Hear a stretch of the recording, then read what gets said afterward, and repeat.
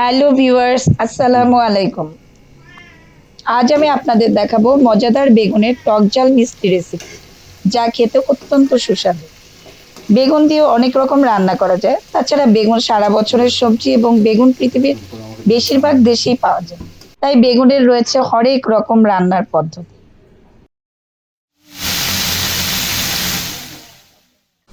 তো আজ আমি এই রান্নার জন্য নিয়েছি 4টি এই রকমের বেগুন। আপনারা যে কোনো রকম বেগুন নিতে পারেন। প্রথমেই আমি বেগুনগুলোকে ভালো করে ধুয়ে নিলাম। তারপর বেগুনের বোটা কেটে এভাবে কেটে নিচ্ছি। কাটা হয়ে গেলে একটু প্যান গরম করে তাতে 5 টেবিল চামচ তেল দিয়ে দিলাম। তেলটা গরম হলে তাতে আমি বেগুনগুলো দিয়ে দিলাম।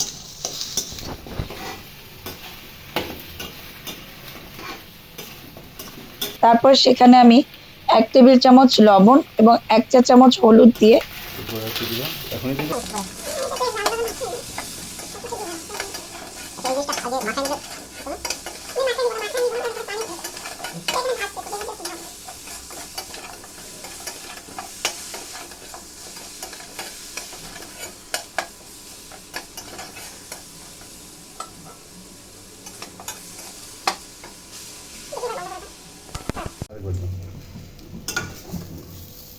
বেশ কয়েক মিনিট নেড়ে চেড়ে ঢাকনা দিয়ে দিচ্ছি এবং চুলার আঁচটা বেশ খানিকটা কমিয়ে দিচ্ছি যেন বেগুনগুলো সিদ্ধ হয়। বললো না একটু বাড়ানোর জন্য।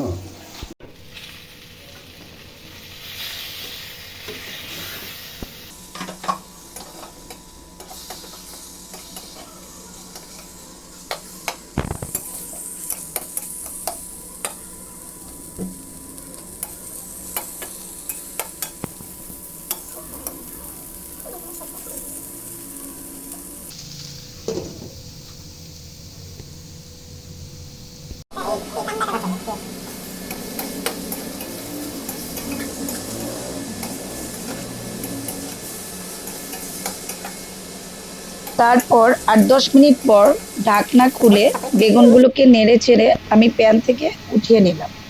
এবার ওই একই প্যানে আমি আরেক টেবিল চামচ তেল দিয়ে তাতে আধা চা চামচ পাঁচফোড়ন দিয়ে দিলাম। এরপরে আমি 3 টেবিল চামচ কুচি পেঁয়াজ ছেড়ে দিয়ে ভালো করে একটু ভেজে নিচ্ছি।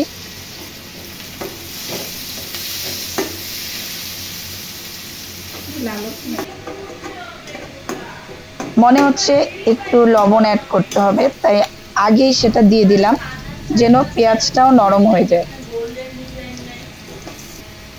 এরপর আমি ভাজা বেগুনগুলোকে প্যানে ঢেলে দিয়ে নাড়াচাড়া করে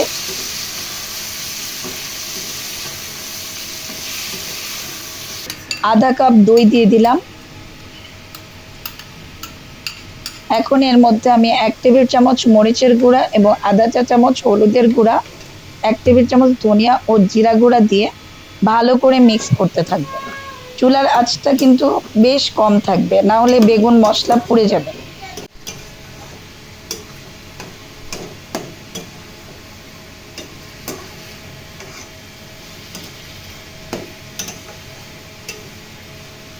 তো মিক্স হয়ে গেলে আমি 1 টেবিল চামচ তেঁতুল গোলা পানি অর্থাৎ তেঁতুলের কাপ দিয়ে দিলাম।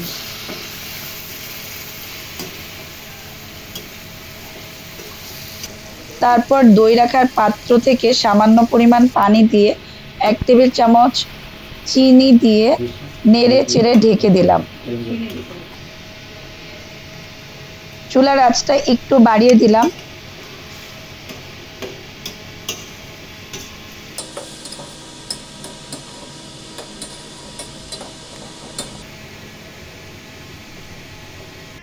তারপর 5-7 মিনিট পর ঢাকনা খুললাম।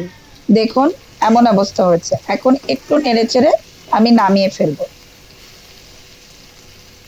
হয়ে গেল আমার বেগুনের টক ঝাল মিষ্টি। বেগুনের টক ঝাল মিষ্টি এই রান্নাটি সাদা ভাত, পোলাও অথবা খিচুড়ি সবটার সাথেই ভীষণ মজা লাগে। আশা করি আপনাদের ভালো লেগেছে। তাহলে আপনারাও তৈরি করে খাবেন। সবাই ভালো থাকবেন। আল্লাহ হাফেজ।